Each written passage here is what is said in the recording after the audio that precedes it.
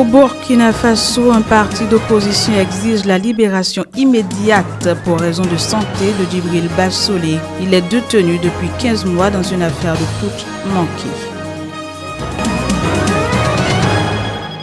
Le chef du gouvernement d'union nationale libyen, Fayez al-Sarraj, se rendra en fin de semaine en Russie, un pays de plus en plus actif dans la crise libyenne.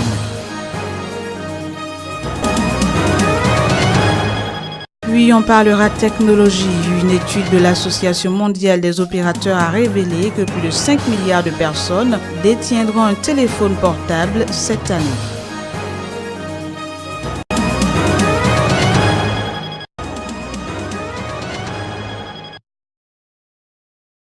Pour des raisons de santé de Djibril Bassolé, un proche de l'ex-président Blaise Compaoré, la nouvelle alliance du Faso Nafa, un parti d'opposition burkinabé, a exigé ce lundi sans délai et sans condition sa libération immédiate en attendant son procès. Dans un communiqué, la Nafa dénonce une situation de non-droit où la vie de Djibril Bassolé est en danger, réclamant son évacuation à l'étranger pour des soins médicaux appropriés. Incarcéré depuis octobre 2015, Djibril Bassolé a été inculpé, entre autres, de trahison, attentat à la sûreté de l'État, complicité d'assassinat, de blessures volontaires dans une affaire de putsch ratée. En octobre dernier, plus de 5000 personnes étaient descendues dans la rue à Rio, sa ville natale, pour réclamer justice et liberté pour Djibril Bassolé, qui avait soutenu sa candidature à la présidentielle de novembre 2015, avant qu'il n'en soit exclu en vertu d'une loi empêchant les membres du dernier gouvernement de Blaise Compaoré de se présenter aux élections.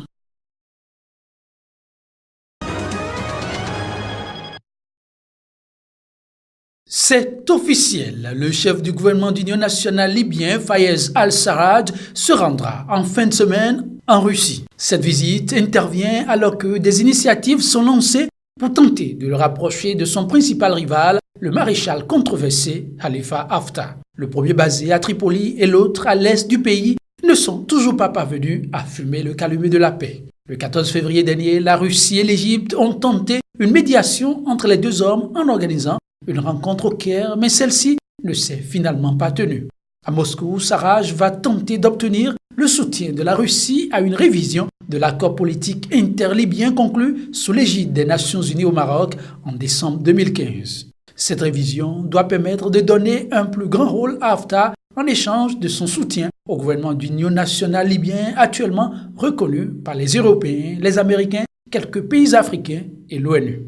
L'implication russe dans la résolution de la crise s'explique, entre autres, par un accord de coopération récemment signé entre le géant russe Rosneft et la compagnie nationale libyenne du pétrole en vue des investissements dans le secteur des hydrocarbures en Libye. Rien que pour le lien commercial, le pays serait prêt à peser dans la balance pour éviter que la situation empire.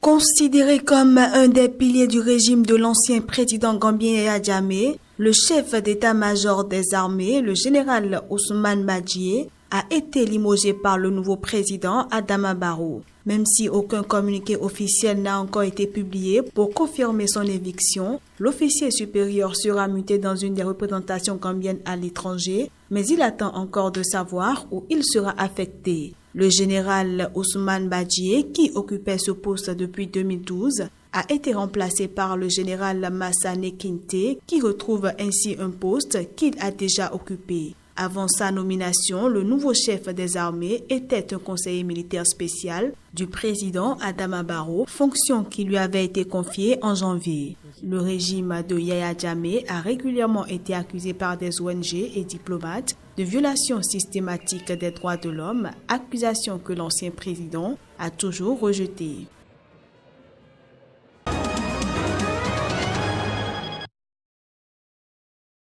Renforcer la coopération entre Rabat et Abidjan, qui est la première destination des investissements extérieurs du Maroc. Tel est l'objectif qui motive la visite du roi Mohamed VI à Abidjan.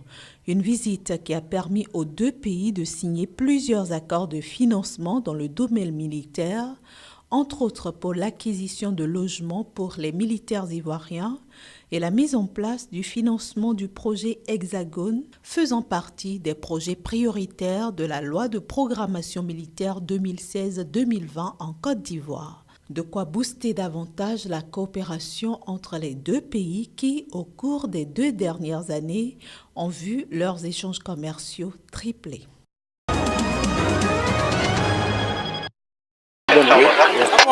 La famine dicte ses lois dans le nord du Soudan du Sud. Les populations se battent pour survivre. Le week-end dernier, des milliers de personnes ont émergé des marais où ils s'étaient réfugiés pour échapper à la guerre. Ces personnes ne mangent plus qu'une fois par jour si elles sont chanceuses. Elles ont en effet été attirées par la rumeur d'une distribution de nourriture. Actuellement, on n'a pas de nourriture et toute la famille dépend de nénuphars et dattiers. Des organisations humanitaires ont négocié avec le gouvernement et les rebelles l'autorisation de distribuer de la nourriture dans cette zone affligée. Un centre d'enregistrement a été alors établi, la nourriture devant être délivrée par voie aérienne. Nous déployons des mécanismes de réponse rapide dans ces zones afin de fournir de la nourriture et de l'aide alimentaire à environ 100 000 personnes qui souffrent de la famine. Nous irons toutes les 4 à 6 semaines, beaucoup plus souvent qu'avant. Nous allons non seulement fournir de la nourriture et de l'aide alimentaire, mais aussi aux côtés d'autres agences pour nous assurer que nous avons une approche adéquate. We will go along with other agencies to ensure that we have an integrated approach. Plus de 100 000 personnes sont déjà touchées par la famine qui menace également 1 million de Sud-Soudanais dans les prochains mois. L'ONU estime que cette famine n'est pas d'origine climatique, mais elle est causée par l'homme. Plus de 3 années de conflit ont limité la production agricole et forcé les gens à fuir leur foyer.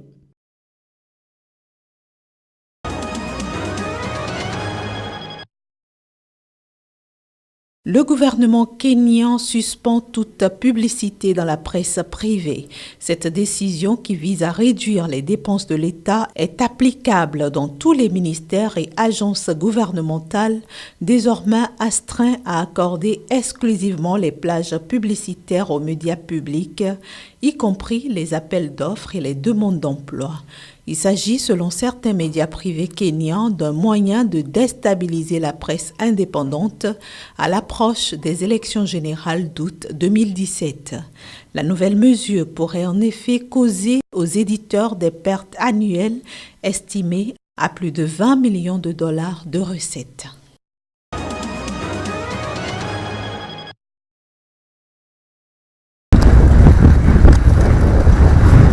La population des rhinocéros drastiquement décimée en Afrique du Sud. Ce massacre nourrit un trafic destiné à plusieurs pays asiatiques, dont la Chine et le Vietnam, où la médecine traditionnelle attribue toutes sortes de vertus à la corne de rhinocéros, dont celle de guérir le cancer ou l'impuissance. 1054 de ces espèces y ont été tuées en 2016 par les braconniers. Même si le chiffre est toujours trop élevé selon les défenseurs des animaux, il est tout de même en baisse pour la 2e année consécutive d'après le ministère de l'Environnement. 1054 rhinocéros ont été tués en 2016 contre 1175 pour l'année 2015.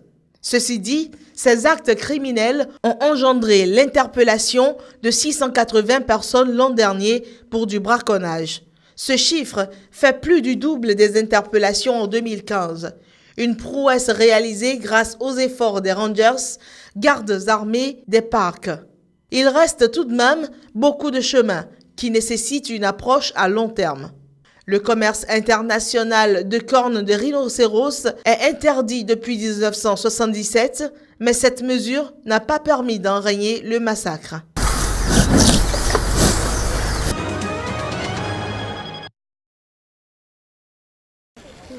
Une étude réalisée par l'Association mondiale des opérateurs GSMA et publiée lundi a révélé que plus de 5 milliards de personnes devraient détenir un téléphone portable d'ici la fin de cette année. Ces chiffres ont été dévoilés au premier jour du Congrès mondial des télécoms organisé par l'association. Celle-ci assure également qu'à l'horizon 2020, 5,7 milliards de personnes posséderont un mobile, soit les 3/4 de la population mondiale, principalement en raison de l'équipement rapide des populations asiatiques, notamment l'Inde, qui contribuera pour moitié à cette croissance. Autre signe de l'évolution des usages, 55% des mobiles détenus dans le monde permettent d'offrir une connectivité à l'Internet mobile. La 4G devrait progresser rapidement, passant de 23% des mobiles détenus à 41% à la fin de la décennie. L'étude souligne aussi que le passage de la 3G à la 4G puis à la 5G durant la décennie se fait au prix d'un investissement majeur de la part des opérateurs. Toujours d'après cette même étude, 1000 milliards de dollars des investissements sont réalisés depuis 2010 dans les réseaux au niveau mondial et 700 milliards supplémentaires le seront d'ici à 2020. Un investissement qui a un impact sur l'économie mondiale avec 3300 milliards de dollars, la part des télécoms dans le PIB mondial, soit 4,4%. Quant à la 5e génération des technologies mobiles 5G, l'étude anticipe un lancement des offres commerciales en 2019 avec une couverture du tiers de la population mondiale à l'horizon 2025.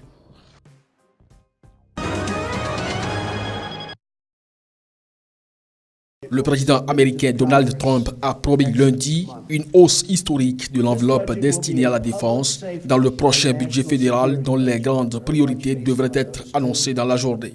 Ce budget respecte ma promesse de protéger les Amériques, a-t-il déclaré à la Maison-Blanche devant les journalistes lors d'une rencontre avec des gouverneurs.